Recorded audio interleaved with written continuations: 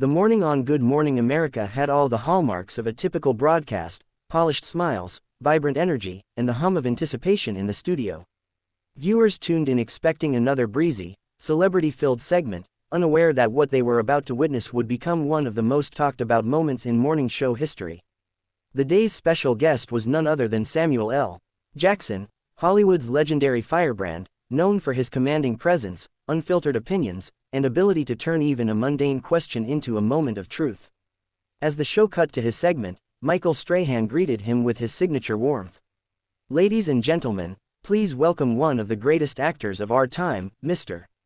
Samuel L. Jackson." The crowd erupted in applause as Jackson walked onto the set, dressed sharply in a dark blazer and tinted glasses, exuding confidence with every step. He flashed his trademark smirk, shaking Michael's hand before settling into the plush couch. At first, the conversation was easy. They joked about Jackson's early career, his new film, and his reputation for delivering the most memorable lines in cinematic history. Michael's tone was light, his questions practiced, until he decided to pivot. He leaned in, flashing the TV host charm, and said, "Samuel, a lot of fans have noticed you've been a little more, let's say, mellow lately. You used to be one of the most outspoken voices in Hollywood. Has the industry softened you?" The room seemed to shift.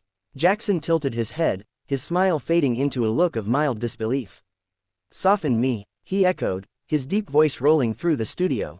"Man, I've been in this business for over 40 years. If I sound calmer, it's because I learned when to talk and when to let folks reveal themselves." Michael chuckled, trying to keep it light. "So, that's a no then," he teased. But Jackson wasn't in the mood for teasing. "Let me tell you something," he said, leaning forward. "People love you loud when you're saying what they agree with. But the moment you challenge them, the same people call you angry or difficult. I haven't changed, maybe the world has." The audience murmured softly. Michael tried to steer things back on track. "I hear that," he said quickly. "But you know, we've all seen you take stands on social issues in the past." Jackson cut in. "You mean when I say something that doesn't fit the script?" His tone sharpened. "You're in the media, Michael. You know how this works. Folks want the real me until the real me shows up." The studio grew noticeably tense. Behind the cameras, producers exchanged worried glances.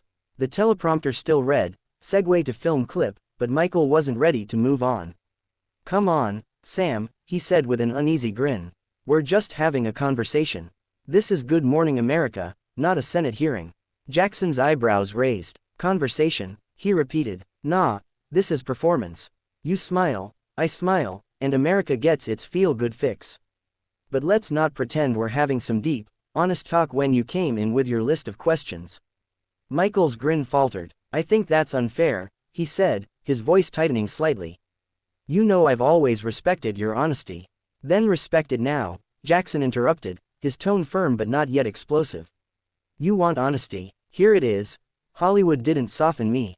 What softened things up is all this media dance. Everyone's afraid of saying something real because they might lose a sponsor or a fan. But me, I'm not here for that." The audience was dead silent now.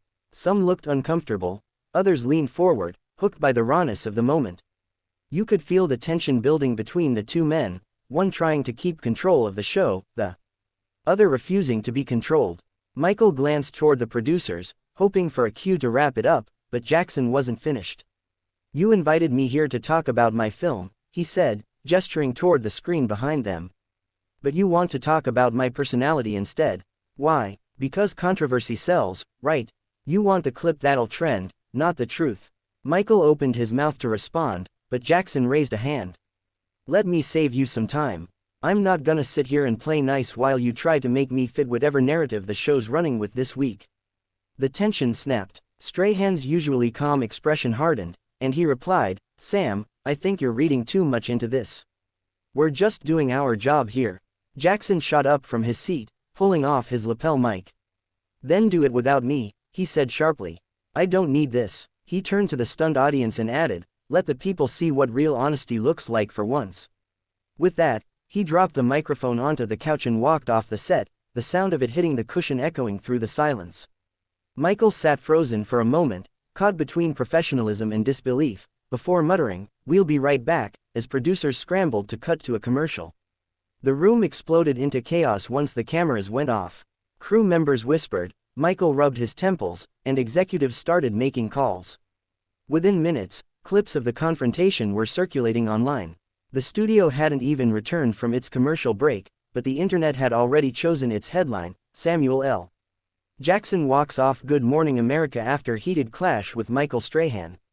By noon, Good Morning America's morning broadcast had turned into the hottest topic in the entertainment world. Social media was on fire. Every platform, Twitter, Instagram, TikTok, and YouTube, was flooded with clips of Samuel L. Jackson's fiery walk-off, the 6-second moment when he removed his mic and said, "Let the people see what real honesty looks like," had already been shared millions of times. Memes were pouring in. Some showed Jackson walking away from explosions, others captioned his quote with bold letters like it was a movie poster. The internet didn't just react, it erupted. ABC's public relations team immediately went into crisis mode. Within an hour, the network released a short statement claiming the segment had been cut short due to a timing issue, and that both parties remain on good terms. But fans weren't buying it. The video was everywhere, and anyone who saw it knew this wasn't about timing, it was about tension. Hashtags like hashtag Samuel Jackson Unfiltered, hashtag Strahan vs Jackson, and hashtag Let the People See were trending across platforms. As the online frenzy grew, journalists and talk show hosts began dissecting every second of the interview. Some praised Jackson for his authenticity, arguing that he was calling out the artificial polish of morning television. Others accused him of being unnecessarily confrontational. Entertainment blogs speculated about whether Jackson would ever be invited back to ABC, while late-night hosts joked that he'd broke the GMA matrix. Meanwhile, inside ABC's New York offices, the atmosphere was far less humorous.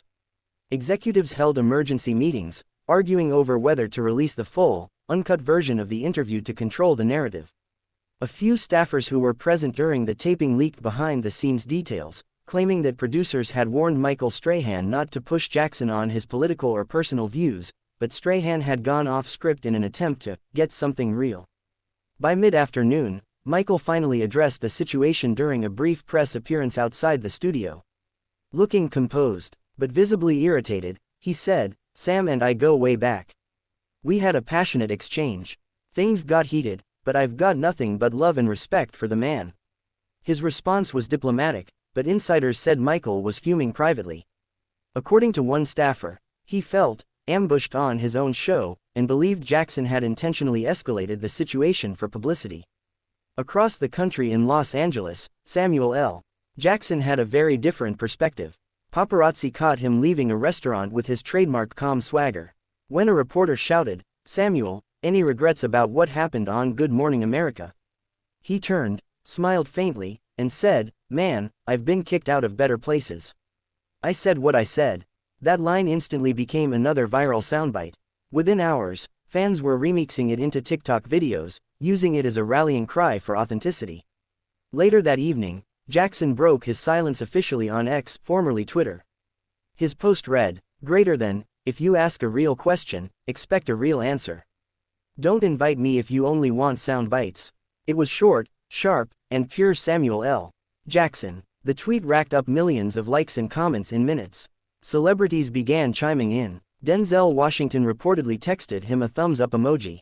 Viola Davis reposted the clip with the caption, "Truth always makes people uncomfortable." Even Chris Evans tweeted, "You can't handle the Jackson," sparking another viral wave of jokes and commentary. The media fallout continued the next day. Morning pundits debated whether Jackson had crossed a line or simply exposed the performative nature of daytime TV. One commentator noted, "Samuel L. Jackson did in 5 minutes what critics have been saying for years, he pulled back the curtain on how fake some interviews really are." Fans flooded comment sections defending him, calling him a living legend, and the only one real enough to call it like it is. But not everyone was applauding. Some viewers criticized him for disrespecting Michael Strahan, arguing that Strahan had only been doing his job. ABC insiders reportedly considered banning Jackson from future appearances, though others argued that banning him would only make the network look guilty. He exposed the show, but he also gave it more attention than it's had all year, one anonymous producer admitted. Meanwhile, Hollywood insiders claimed Jackson's walk-off didn't hurt his image, it made him even more iconic. His latest film, which the GMA segment was supposed to promote, saw a sudden spike in online searches and ticket pre-sales. The controversy had turned into the best publicity campaign imaginable. By Friday, just 3 days later, Jackson appeared via Zoom on a smaller independent podcast hosted by a longtime friend. When asked about the incident, he laughed. "I didn't plan to walk off, man. But when I feel cornered, I don't sit there and smile for the cameras. I walk. Life's too short to fake it." That clip went viral too. Fans flooded the comments with fire emojis and messages of support. One top comment summed up the internet's sentiment perfectly: Samuel L. Jackson didn't lose his cool. He reclaimed his space. By the weekend, the story had evolved from a television mishap into a cultural moment. Think pieces appeared in major outlets, calling Jackson's confrontation with Strahan a symbol of authenticity in a world of media control. Some even argued it marked a turning point for how celebrities handle live interviews in the age of viral clips. And through it all, Samuel L. Jackson remained unfazed. When another journalist caught him at LAX and asked if he'd ever go back on Good Morning America, he grinned and said, "Sure, if they're ready to have a real conversation this time." The clip made headlines once again. It was clear by then, what began as a heated clash had transformed into a defining moment in TV history. Jackson hadn't just walked off a show, he had walked straight into another chapter of his legend, proving once more that no script, no host, and no network could contain Samuel L. Jackson when he decided to speak his truth.